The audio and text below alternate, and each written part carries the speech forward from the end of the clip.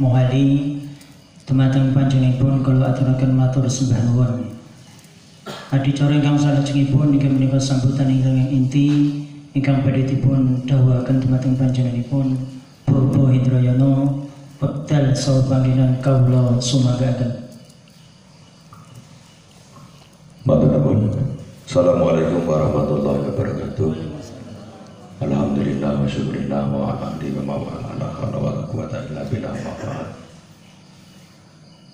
Wonten ngarsanipun para sepuh, pilih sepuh kasepuhan dan haji sepuh yang sangat kawula mulyakaken. Linanipun dumateng sedaya pengurus majelis zikir marga langit ingkang sangat kawula mulyakaken. Luwih bareng dumateng para sedherek-sedherek ingkang sami lenggah ingkang sangat kawula tresnani. Saderengipun monggo sami caosaken raos syukur wonten ngarsa dhateng Allah Subhanahu wa taala. Bila wekdal samenika dinten samenika kula panjenengan sami taksih dipun paringi taufik, hidayah serta inayahipun sehingga saged makembal dados tunggal wonten mriki. Mugi-mugi pikantuk ridhanipun Gusti Allah, hidayahipun Gusti Allah. Anggenipun kula panjenengan sami makempal menika pikantuk pinten-pinten berkah ingkang kula panjenengan sami boten saged metang-metung lalang blung amin Allahumma amin. Shalawat sarta salam mugi tansah kawujudaken dumateng junjungan kita sami Nabi Agung Muhammad sallallahu alaihi wasallam. Mugi-mugi kelawan syafaatipun kula lan panjenengan sami pikantuk syafaatud dunya wal akhirah amin Allahumma amin. Dumateng para sedherek sedaya yang sangat kawula mulyakaken, kula secara pribadi ngaturaken agunging panuwun sebab panjenengan sami sampun saged rawuh wonten ing acara rutin kula panjenengan sami di menika majelis zikir atau tawajuan yang mapan wonten ing marga langit menika ing dinten Selasa wage. Lan kula ngaturaken agunging panuwun sebab dinten acara inggih menika winginane mangkat wonten ing kraton menika saged sengkut gumregut ngempat watang sedaya anggota kecuali ingkang wonten alangan. Nggih, menika ngaturaken agunging panuwun sebab sampun saged berpartisipasi. Kaping tiganipun nggih menika matur nuwun sanget dumateng para kadang ingkang kala wau saged ndherekaken takziah wonten dalemipun Kang Saryono sarta tetilik jengol saudara kita memang guyu tuh saudara ini terus merengek saudara kita yang sedang kena sakit DB ini DB tapi ini wau tipes tadi sing endi Pak? Ya mugi-mugi untuk kesarasan pandonga kula panjenengan sami diapura mbok menawa duwe salah lan luput itu karena beliaunya sudah bersumbangsih kepada kita semua melalui hibah-hibah yang telah dilakukan oleh orang-orang tertentu pimpinannya Pak Suli dan Pak Anton. Jadi semoga beliau yang mendapat kesembuhan amin Allahumma amin. Kaping tiganipun nggih menika kemangke wonten sawijining acara sasampunipun majelis zikir nggih mangke nggih menika rapat sesarengan bolak-balik pikir duit meneh marang ngelu dadi boten napa-napa nggih mangke pusat saesanipun. Kaping tiganipun kalau wingi menika ada yang bertanya mengenai zikir kita, nggih Kang sapa Kang? Lali jenenge sampeyan aku. Anak yatim. Kang Adim musaku anak yatim. Banyak bertanya mengenai letak roh itu di mana dan apa yang kita lakukan ketika kita berzikir. Ya saya akan mengupas sedikit ya, yang lama boleh dibumeti kupingnya tidak apa-apa karena bolak-balik.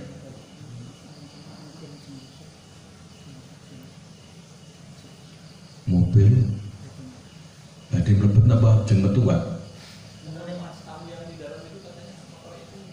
Oh mobil ini mau keluar Bagi motor-motor yang menghalangi jalan yang di sana mohon disingkirkan. Ya. Mohon disingkirkan. Monggo mriki mboten napa-napa, di depan mriki mboten napa-napa.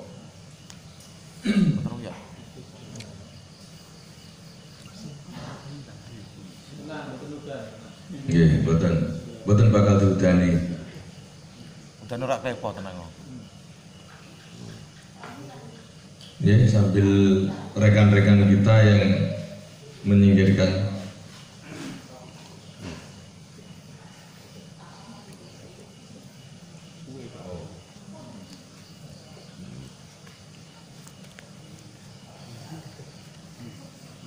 Jadi saya akan mencoba untuk menerangkan kembali mengenai sebuah rahasia yang ada dalam diri kita. Kita mempunyai landasan man arafa nafsahu faqad arafa rabbahu, man arafa rabbahu fasadda jasaduhu.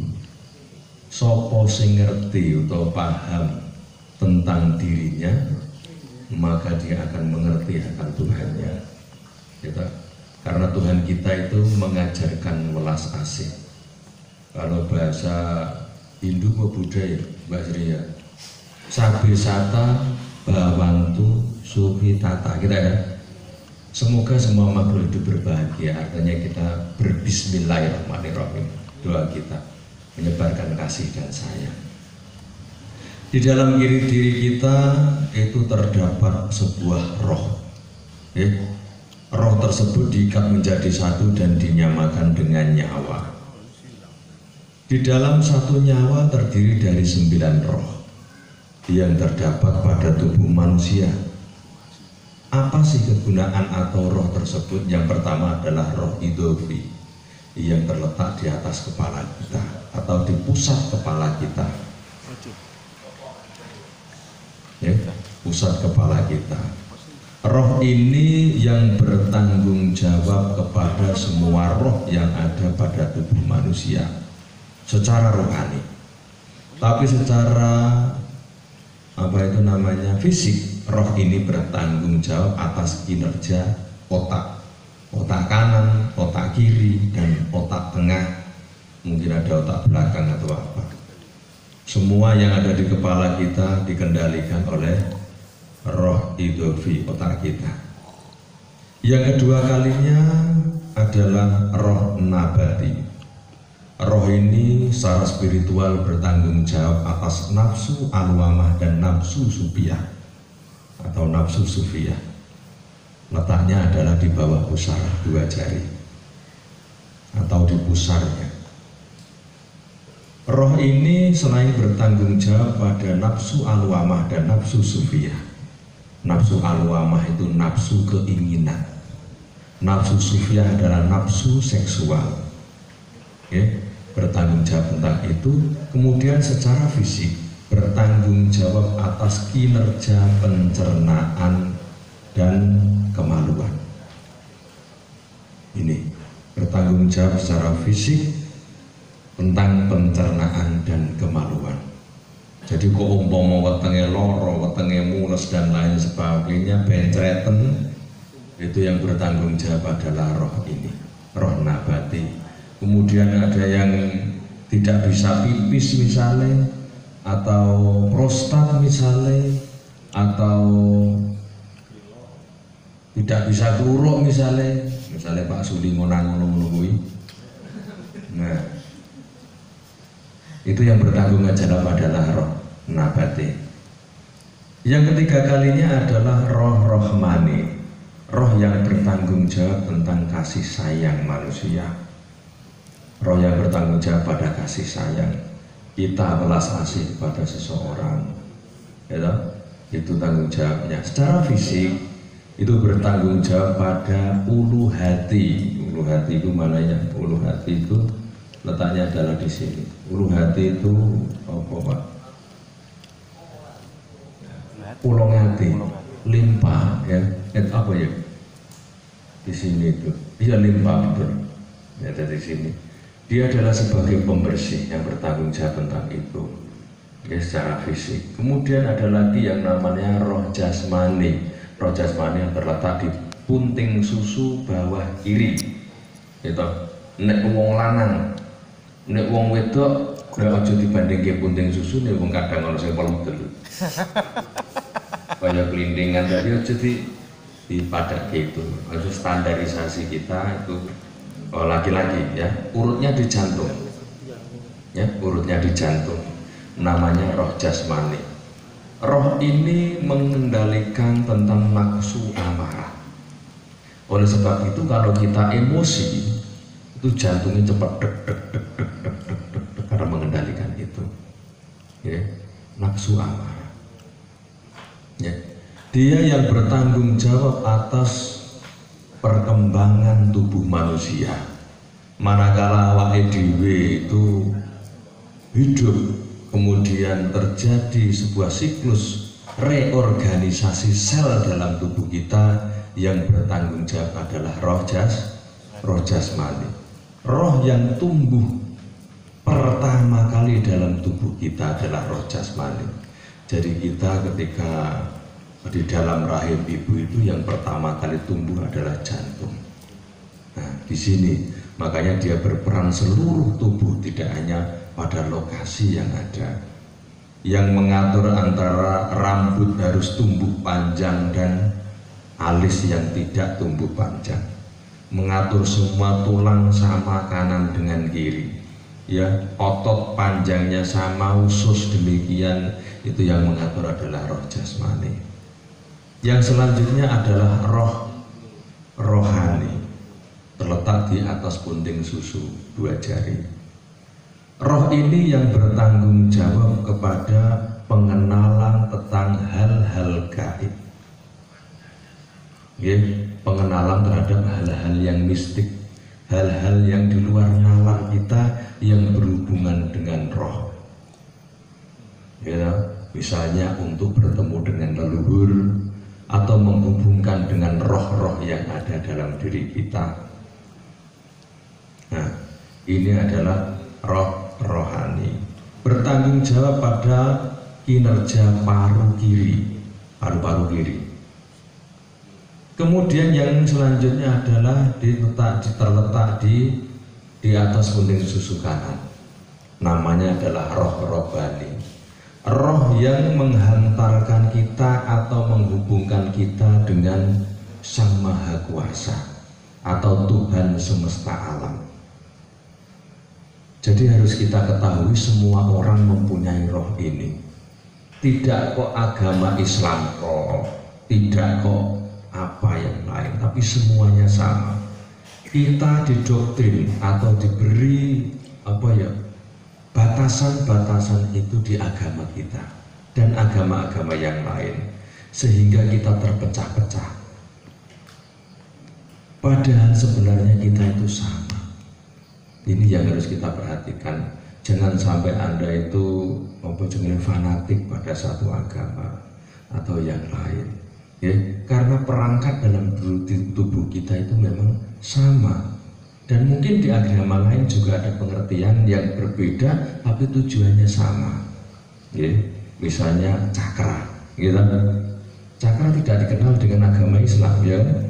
Cakra itu ada di agama Hindu, mungkin di Buddha wonten, ya. Yaitu cakra. Yang dikenal Islam apa? Lato atau latifa, simpul roh. Ini. Nah, jadi ini adalah roh rohani. Roh robani yang terletak di paru kanan, di punting susu tadi. Cara fisik dia bertanggung jawab kinerja atas paru kanan. Kemudian yang terakhir adalah yang selanjutnya adalah roh kudus. Roh yang mempengaruhi kita tentang kesucian. Gitu. Yang kesucian. Roh ini bertanggung jawab pada nafsu mutmainnah. Ya, nafsu kebaikan, pengen mewah dan lain sebagainya. Kemudian nafsu pembersih, mempengaruhi kita nek awake rusuh kudune adus. Mempengaruhi kita kalau kita merasa galau harus berzikir dan lain sebagainya. Kalau beribadah, melakukan ibadah dan lain sebagainya, bentuk-bentuk penyucian secara spiritual. Ini adalah roh kudus, gitu. Ini. Yang selanjutnya adalah yang dinamakan roh nurani. Roh Kudus itu terletak di punting bawah punting susu 2 jari. Ya, itu terletak apa kalau ini ada di ulu hati, nah kalau ini limpa. Gitu. Limpa itu penyaring kotoran atau penyaring racun. Nah, itu. Kalau tadi yang rohmani tadi adalah ulu hati itu hati ya Pak ya, bukan limpa ya, hati memang. Nah seperti itu. Yang selanjutnya adalah roh nurani, roh sebagai penimbang, roh sebagai digunakan sebagai pencerna.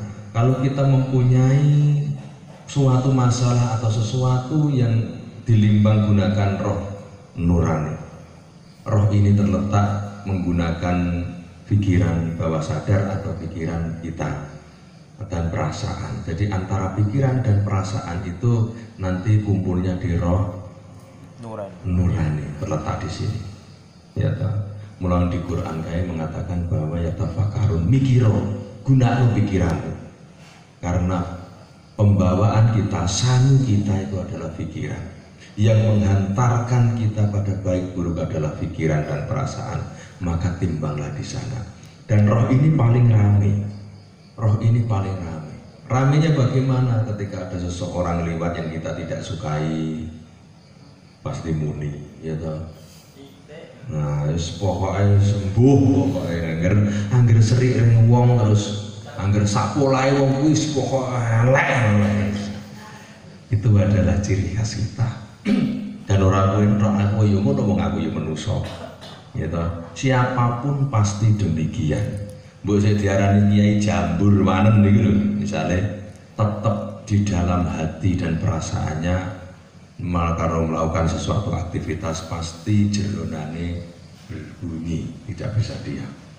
Nah, yang selanjutnya ya roh ini adalah roh yang mempunyai kapasitas untuk berkomunikasi atau melihat alam lain. Ya, ini kalau misalnya ada yang punya ilmu terawangan, rohnya ini yang bisa aktif dan menjalar ke mata. Kemudian yang selanjutnya adalah roh rewani. Roh rewani adalah roh kesadaran yang terletak di jonggo. Jonggo itu leher ya, leher bawah, leher bagian bawah. Roh ini adalah roh kesadaran. Roh yang apa itu menyadarkan atau tidak menyadarkan kita. Kunci kesadaran dan tidak kesadaran kita. Misalnya kalau kita bisa tertidur dan terjaga itu karena adalah tindakan dari roh ini. Kita meraga sukma, nah, ini karena roh ini, nah, roh rewani ini. Nah, ini yang perlu saya jelaskan. Kemudian apa tuh bacaannya? Nah, ini yang baru-baru. Atau mungkin ada yang belum dibuat Mbak Sri kelihatannya ya Pak. Nanti golek konco Pak, golek barengan ya. Boleh barengan tapi sekarang ikut saja. Mungkin menteri motor barengannya ben BAT sekalian. Nah, bacaannya opo to? Nah, bacaannya ora perlu angel-angel, gitu. Bacaannya ora perlu angel-angel. Nek ten ngene roh idhofi kita cukup membaca istighfar. Astagfirullahaladzim alladzi la ilaha illa huwal hayyul qayyum wa atubu ilaih. Duh Gusti nyuwun ngapura. Sedaya dosa ingkang sampun kula petindakaken wonten ing saderengipun niki ngantos dinten sapunika lan ugi nyuwun pangapura sak mangke menawi wonten luputipun. Niku lek Jawa sing ora iso Arab pamain maca istighfar kok kangelan untuk maca kuwi. Iki yang kita lakukan kepada saudara kita yang Nasrani. Gitu. Saya mengajarkan ini pada saudara kita yang Nasrani, gitu, Mas Trimbul, gitu, ini dengan menggunakan kata-kata Jawa, podo wae, ya tidak ada masalah. Nah, di sini. Yang kedua kalinya yaitu roh jae, roh nabati, lo nganti lali. Roh nabati yang terletak di bawah pusar adalah a'udzubillahi minasy syaitonir rajim, karena letak setan yang terbesar itu karena perut dan kemaluan. Maka oleh sebab itu kita membaca a'udzu billahi minasyaitonirrajim. Duh Gusti nyuwun dipun tepihaken saking gangguane setan ingkang terkutuk. Terkutuk bahasa Jawa apa, Pak? Terlelek iku iwak. Yes, pokoknya ya paling keparat misalnya seperti itu. Yes, okay. Nah, itu artinya Jawa seperti itu. Kaping 3 nipun nggih menika yang ada di ulu hati yang namanya roh rohmani, roh kasih sayang. Bacaannya adalah Bismillahirrahmanirrahim. Nah, angel-angel. Terus kemudian ketika kita pada sampai roh jasmani, roh rohani, roh robbani, dan roh kudus, ini adalah simpul di dalam diri kita. Ini adalah garis putar yang ada dalam diri kita, titik tawaf yang ada dalam diri kita. Sebelum kita melakukan ini, alam raya telah melakukan sebuah tawaf. Gitu. Dimulai dari sperma yang hadir dalam kandungan ibu, itu adalah mempunyai gerakan berputar sehingga membentuk diri kita putarnya ke arah kiri. Itu dari gerakan sperma. Terus kemudian berputar lagi sel-sel yang ada dalam diri kita melakukan regenerasi berputarnya ke arah kiri. Lebih besar lagi kita, ya toh? Kita atau roh kita melakukan putaran juga ke arah kiri. Lebih besar lagi manusianya, kita sendiri sebagai manusia hidup, ya toh? Kita melakukan putaran itu kalau Islam di Ka'bah. Kalau yang lain di agama lain mungkin ada perputaran di tempat-tempat lain. Ya, kemudian dunia berputar kepada matahari, arahnya juga ke arah kiri. Begitu juga matahari dan galaksi Bima Sakti berputar juga ke arah kiri. Galaksi Bima Sakti berputar kepada bintang Vega juga mengarah ke kiri. Bintang Vega berputar mengitari Ares juga ke arah kiri. Nah, inilah yang kita lakukan untuk menyatu dengan alam semesta. Sehingga apa? Orang yang bisa menyatu dengan alam semesta, maka dia adalah bagian dari alam semesta. Kalau sementara ini kita itu terlalu menyatu dengan ego kita, pikiran kita, nafsu kita, kita tidak akan bisa menyatu dengan alam semesta. Oleh sebab itu orang yang tidak bisa menyatu biasanya gampang stres. Betul? Orang duwe duit sithik ya stres. Tukaran karo kancane sithik ya stres. Ya ta, roh wong mati awake dhewe lara bareng ya stres. Ya ta. Itu jadi marilah kita yang selanjutnya itu tadi tawaf. Kemudian setelah itu kita bangun kembali di roh rewanoh nurani yang ada di sini dengan bacaan la haula wala quwata illa billahil aliyyil azim. Kenapa apa? Kenapa? Karena disinilah yang menembus kepada otak tengah. Otak tengah adalah 70% penggerak dalam diri kita. Mungkin kita tidak menyadari bahwa paru-paru kita tanpa kita kendalikan bergerak. Jantung kita tanpa kita kendalikan bergerak. Regenerasi tubuh kita, sel kita atau tubuh kita melakukan regenerasi setiap hari tanpa kita perintah.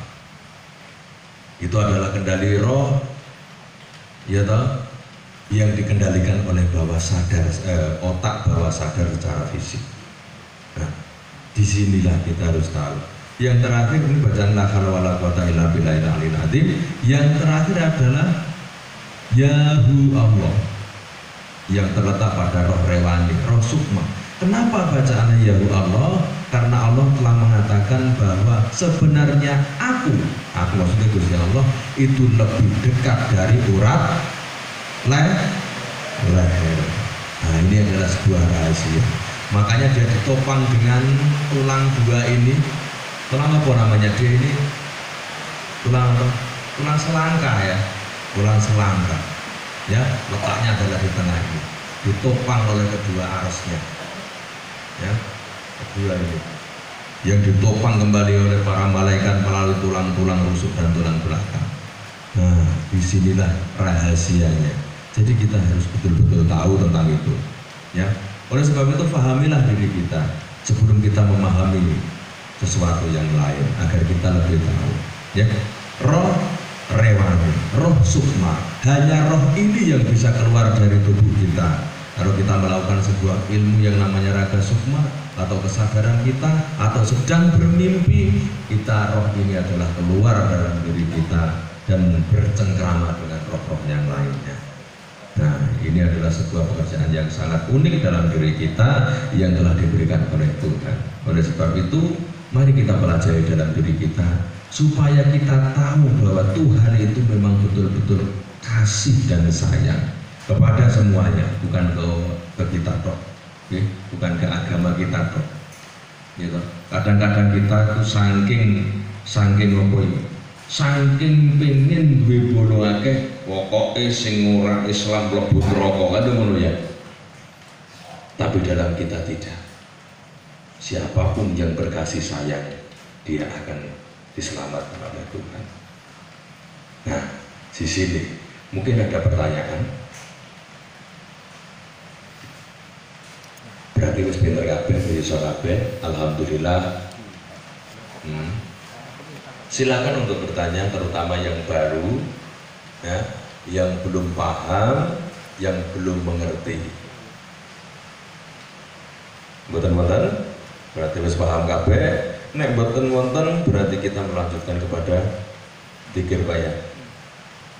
Ngoten. Sing belum hafal baik tempat maupun dzikirnya, silakan untuk membaca sebisanya. Baca Fatihah monggo, surat Ikhlas monggo, sholawat monggo, ataupun bacaan yang lain. Silakan. Ya. Gitu. Gue sudah ada pertanyaan aja. Biasanya ngono nasir buat akon gitu. Iya Pak, tak tanya Pak. Oh iya. Biar apa bentuk diklat apa?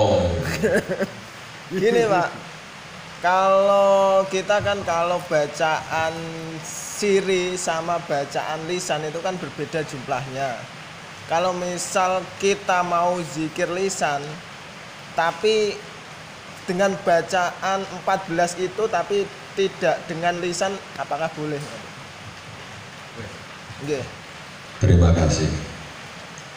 Maksudnya zikir siri dan zikir lisan jumlahnya berbeda. Yeah. Gitu. Apakah boleh melakukan jumlah yang sedikit tapi dilakukan tidak secara siri, tidak secara lisan, kan begitu? Ya, boleh saja, tidak ada aturan baku di sini. Jadi kalau jenengan ingin melakukan sebuah zikir kok kahanane kok aku sambil bekerja ya. Jadi kira-kira aku menang terus kemudian suwi nanti dipaido kancane, gitu.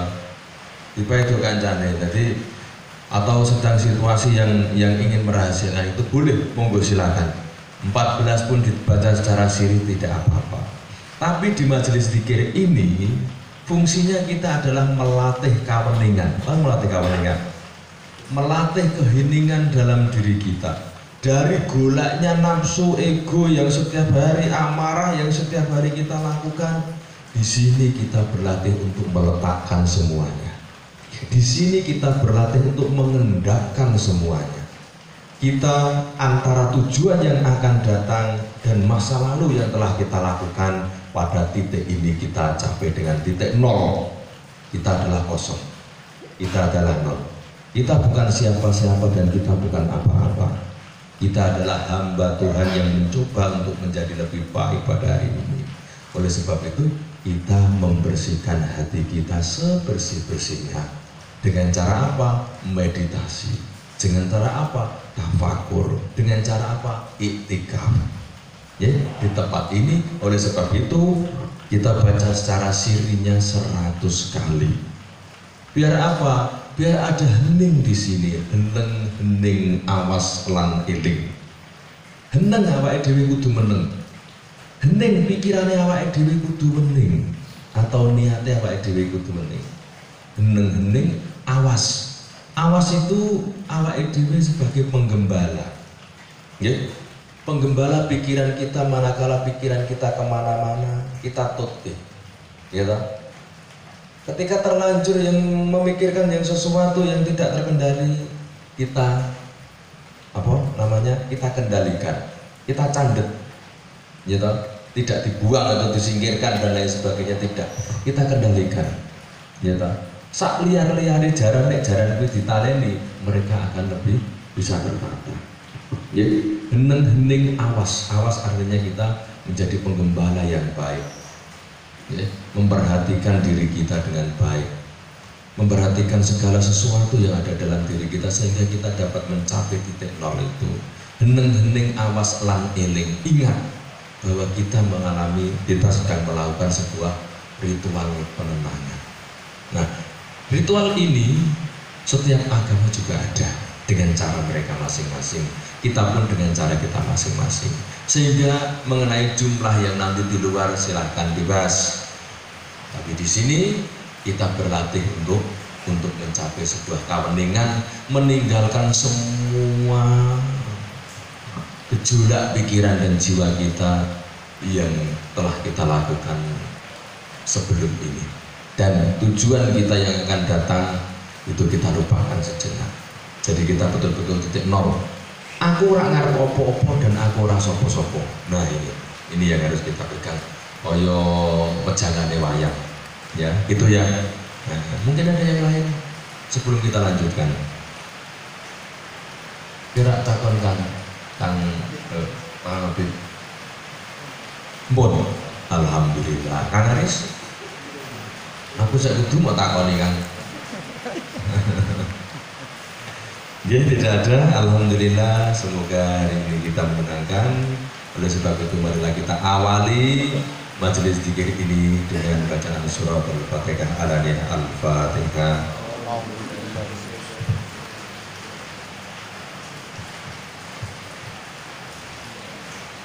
Bismillahirrahmanirrahim. Astagfirullah.